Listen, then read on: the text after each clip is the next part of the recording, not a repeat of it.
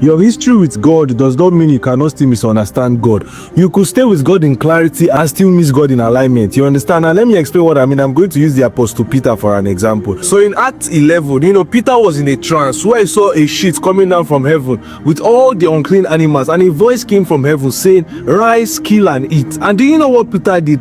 Peter said, "Not so, Lord," in the sense that he cannot eat it because his traditions or his culture has already told him that they should not eat unclean animals. Imagine God telling you to eat this animal that is calling unclean. You understand? And that's the mistake that most people actually make. There's something that God wants you to do, and you might not even follow maybe your biblical principles. You might not start telling God no. There's some people God wants you to even preach to. There's some people God wants you to speak to. There's some people God wants you to work with, because of maybe the earth or the environment has been able to judge them so much. You believe they are unclean, and that is the problem with so many people. You tend to start making decisions for God, meanwhile God has already given you the go ahead. That's why so many people stay delayed most of the time, trying to use their own physical logic to maybe contradict the spiritual. That's always the context of Noah so much. Noah at a normal time, if he had used logic to understand why God would tell him to build an ark, might not have built an ark, but he spent over 100 years trying to build an ark, even while seeing no rain within that period of time. That's why it never mix logic and wisdom in the same place.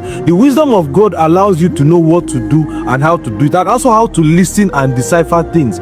You understand? And that was the mistake Peter made when God told him to rise, kill and eat that thing he calls unclean. Because whatever humans call unclean, God can call it clean. You understand? That's why in the Bible it always says that whatever that is pleasurable to man is an abomination to God. And see, the vision brought to Peter was not just about food, it was about alignment and heart posture. Because you can say you're a lover of Jesus and still create division in your heart. You have to understand that Jesus died for everybody, not just only the believers. You understand? And once you start building your heart posture towards the fact that it's only the Christians you must love, then that's where there's a problem. You have to love everyone because Jesus died for everyone. You understand? Because the moment you start obeying even when it does not make sense to people, then at the end of the day, once that thing comes out, people now say that obedience is way better than even sacrifice. And if Peter had not understood that assignment at that point in time, he would have missed Cornelius because of the preferences he had to himself.